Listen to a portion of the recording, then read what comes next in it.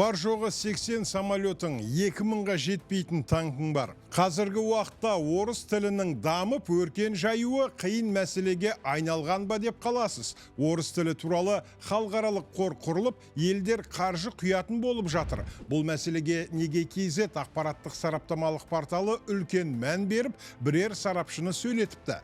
Кеш жарық ағайын, бұл неге ақша бағдарламасы?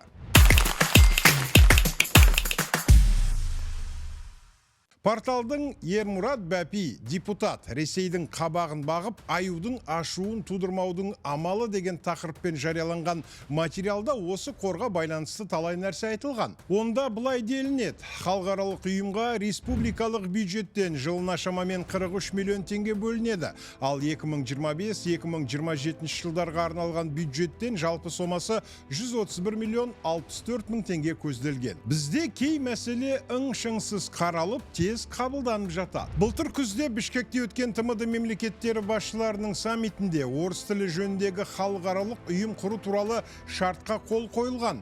Орыс тілінің мәселесіне баса ауырған билік шұғыл кірісіп, осы аптада мәжілістің жалпы отырысында 84 депутат орыс тілі жөніндегі халықаралық ұйымды құру туралы шартты ратификациялау туралы заңды қабылдап жіберді. Бір депутат қалыс қалды, тағы бір депутат қарсы болды. Ал сенаттағылар құжатты қуана қарсы алып, ешбір сұрақсыз қайтарып берді. Орыс тілі Қазақстанда қандай қысымға ұшырапты? Оған арнайы қор құрып, қаржы бөлудің астарында не бар? Мәжіліс депутаты Айдос Сарым орыс тіліне Ресейдің жеке дара меншігі деп қарамауымыз абзал. Әлемде қанша адам, қанша қоғам орыс тілін тұтынатын болса, сол арқылы ақпарат алып тарататын болса, орыс тілі солардың да ризығы, игілігі десе. Депутат Ермұрат Бәпи өзіне қарсы қойылған сауалға, бұл халықаралық қордың құрылуы Қазақстан үшін тіл мәселесі емес, сыртқы саясатқа қатысты өте маңызды мәселе деп жауап беріп, біраз сынға қалған еді. Неге тілшісі мәжіліс депутаты Ермұрат Бәпиге хабарласып, осы пікірін тарқатып беруін сұрады? Материалдың осы жерінде Ермұрат Бәпимен сұхбат жүргізілген.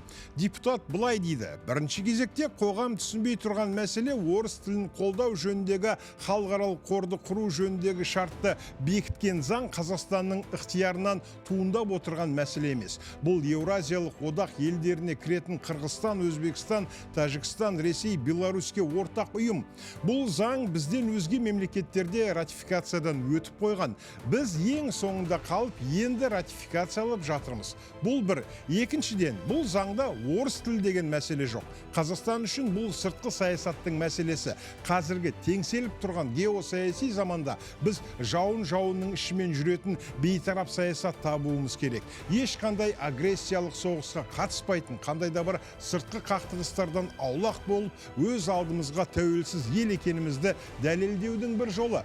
Біз орыс тілін дамыту қорына тіл мәселесі ретінде емес, президент Қасым-Жомарт Тоқаев ұстанып жүрген сыртқы дипломатиялық саясаттың құралы ретінде қарауымыз керек. Біз қазіргі экономикалық әл-ауқатымыз және әскери қорғаныстық күш қабілетімізбен ешкімге азу көрсете алмаймыз. Біз өре түрегеліп, әлдекімге қарсы шыға алмаймыз. Сондықтан қалыптасқан жағдайда орыс тілін қолдау мақсатында сыртқы дипломатиялық саясатымызды танытуымыз керек. Әйтпесе 43 миллион теңге деген $100 мың толмайтын қаражат Қазақстан үшін түк емес. Жылына 43 миллион теңге кетеді деп зар илеудің керек жоқ. Сол жарғылық үлесті бөліп, қоғамға қатысу арқылы білегін сыбанып, ядролық қаруын сыңғырлатып, кезеніп отырған көршіміздің аптығын басуға арналған мақсатты шешім. Қоғам бұл заңның қажеттілігін осы тұрғыдан түсіну керек. Мен елдегі жағдайдың қандай екенін біліп отырсам, неге қарсы пікір айтуым керек? Сіздің бұрынғыдай емессіз деп айтып отырғаныңыз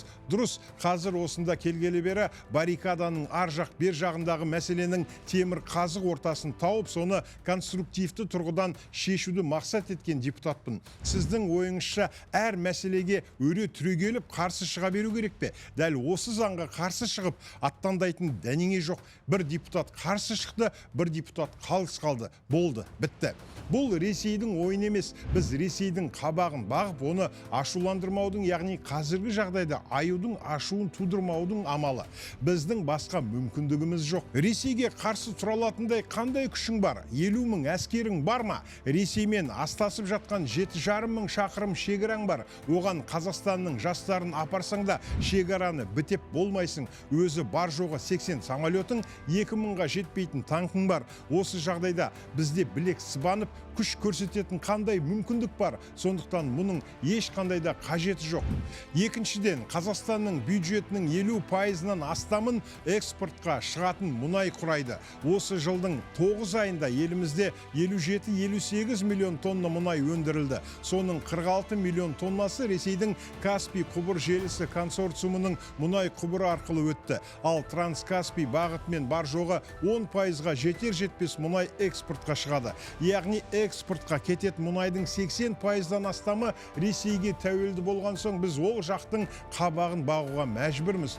Егер Ресей солтүстік ағымын жарып жібергені сияқты Каспий құбыр желісі консорциумының мұнай құбырын тоқтатып тастаса, онда біздің бюджеттің 50%-ы әдірем қалады деген сөз. Экономикалық тұрғыда осы векторға тәуелдіміз. Біз Каспий құбыр желісі консорциумы арқылы мұнайды Еуропа елдері, Бельгия, Германия, Нидерландыға экспортқа жөнелтіп отырмыз. Ал мінез көрсетіп шыға келсек, құбырды жауып тастай салады. Осыдан 2 жыл бұрын апат болғанда 1 айдың көлемінде бюджетке бірден салмақ түсе бастады. Сондықтан біз осылай істеуге мәжбүрміз. Осыны біле тұрып, кейбіреулер Бапи неге қарсы шықпайды дейді. Елдегі экономикалық және сыртқы саяси жағдайды салиқалы түрде бағамдау керек. Алаңға шығып айқайлап, құрысын, жойылсын, отставкаға кетсін деген мәселе бұл жерде жүрмейді. Сондықтан орыс тілін қолдау жөніндегі қор құру бастамасын сыртқы саясаттың қару құралы ретінде қабылдау керек. Ал қорға қатысушы басқа елдер қолдап, біз теріс айналсақ, кімге залалымызды тигіземіз? Әрине, 300 жылдан бері Ресейдің езгісін көрген халықтың мұң зарын білемін, түсінемін, бірақ оның бәрін ерегіс кикілжіңмен шешетіндей бізде жағдай жоқ. Материалда саясаттанушы Дос Көшімнің де көлемді пікірі келтірілген.